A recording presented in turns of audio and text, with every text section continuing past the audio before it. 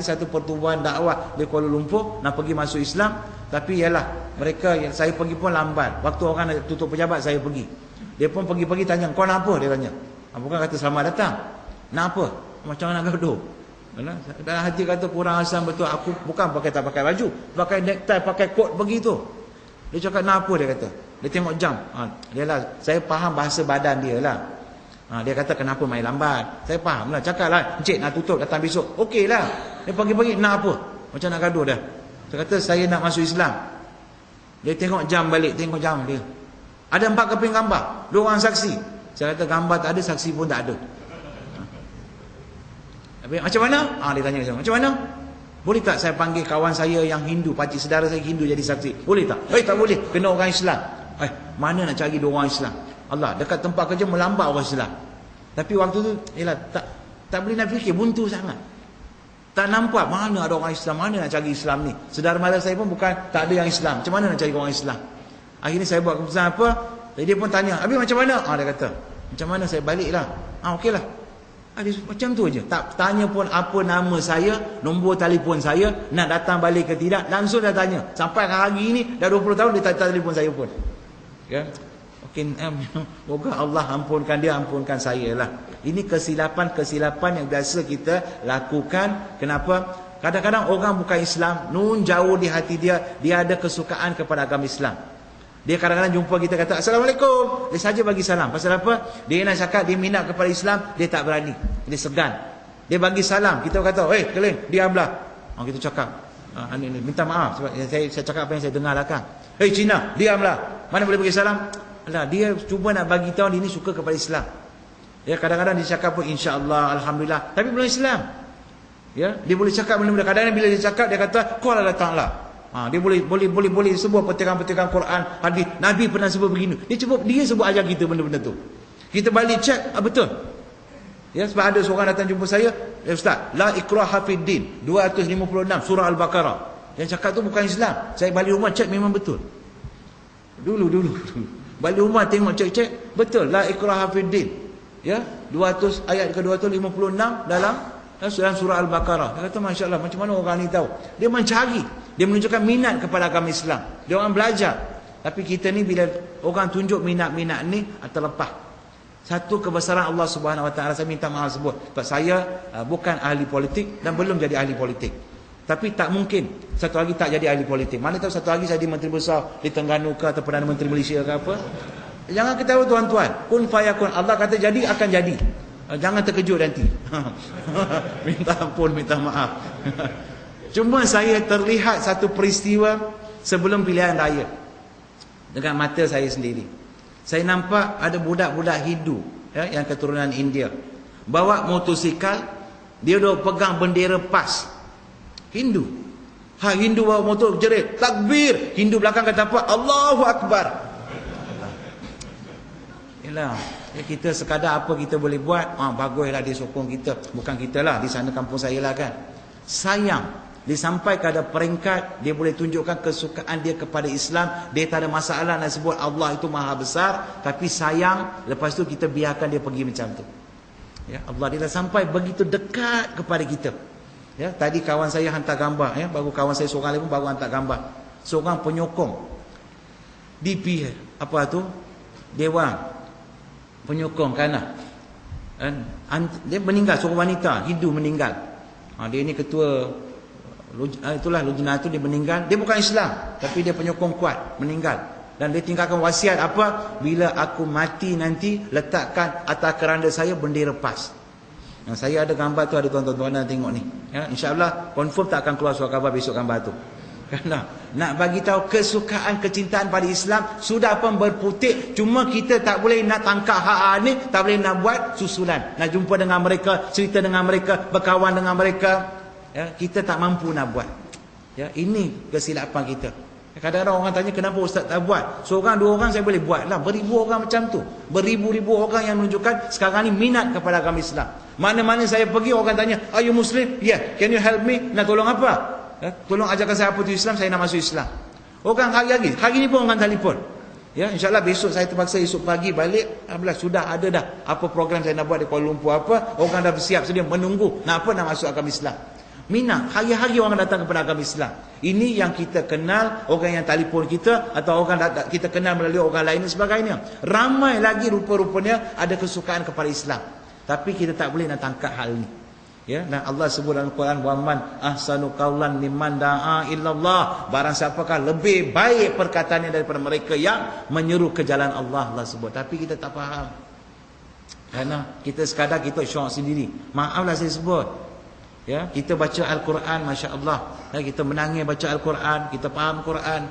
Dan Al-Quran, masa zaman saya kecil-kecil, bila kawan-kawan saya Melayu baca Quran, saya pergi tengok, dia tutup Quran. Jangan tengok. Tak boleh tengok Quran pun. Ya, saya kata, oh mungkin benda ni benda yang terlalu suci, orang bukan Islam tak boleh tengok kot. Ya, jadi orang baca Quran, lain kali orang baca Quran sana, saya buat U-turn pergi jauh lagi. Gambaran dibagi macam tu pada saya. Rupa-rupanya bila saya masuk Islam, Allah sebut dalam Quran apa? Quran itu sebagai hudal linnas, petunjuk bagi manusia, bukan untuk kita orang Melayu saja, orang Islam saja. Petunjuk bagi manusia. Dan siapa yang baca petunjuk ini? Yang kita yang agama Islam. Lepas kita baca Quran, ada tak kita pergi sampaikan kepada mereka yang bukan agama Islam? Kita tak sampaikan. Ya? Bila dia mati orang kafir, kita kata apa? Mampui dah kafir, dah masuk neraka lepas ni. Amboi. Ya, macam kita yang pegang tiket visa untuk pergi neraka ni. Ya, Masya Allah. Apa masalah kita tuan-tuan? Ya, semua orang yang masuk neraka ni, kafir ni, satu hari nanti dia akan dakwa kita, jangan lupa, dia akan dakwa kita bila di padang mahsyar. Dia akan bagi tahu Allah, ya Allah, aku kenal semua orang ni, ya Allah, aku kenal mereka belaka. Kita duduk minum kopi sekali, nak main bola sekali, pergi sekolah mengaji sekali, pergi universiti sekali, kerja di satu tempat yang sama, tapi mereka tak pernah bagi tahu apa itu Islam kepada aku, ya Allah. Engkau jadikan aku dalam keluarga yang bukan agama Islam, aku mati macam itu tanpa pengetahuan Islam, dan mereka semua mati dalam keadaan beriman kepada kamu. Hari ini mereka masuk syurga, saya masuk neraka. Mana keadilanmu, ya Allah? Kan ada seorang dulu dia menyanyi kan, andainya aku pergi dulu sebelummu. Ada lagu macam tu kan? Ada kan? Andainya aku pergi dulu, ku nantimu di pintu syurga. Terima kasih. Kan? Tu. Dia kata apa? Datuk David Arumugam kot. Dia nyanyi. Andainya dia pergi dulu. Pergi mana maksud dia mati dululah. Dia akan nanti kita kat mana? Pintu syurga. Pandai dia buat lagu. Dia tak kata, ku nantimu di dalam syurga. Dia pun tahu dia belum beriman, kalau mati macam tu, tak boleh masuk syurga. Sekadar pintu syurga dia boleh pergi. Ya, kenapa? Kita tengok lagu kedua dia itu macam mana. Kerana kau ku masih di sini. Kerana siapa? Kerana kita. Kat mana? Masih lagi kat pintu syurga. Kenapa? Kita tak dakwah kepada dia. Dia akan nyanyi lagu tu di akhirat nanti. Kerana kau ku masih di sini. Ya, Masya Allah. Dia pun boleh mengadu pada Allah Subhanahu Wa Taala. Allah tanya, kau nak apa Datuk hari ni? Apa Datuk Dewi Arman kata? Ya Allah, di Malaysia dulu, ini hak, ini orang semua nyanyi lagu saya ni. Tapi tak ada seorang pun datang dakwah kepada saya, ya Allah.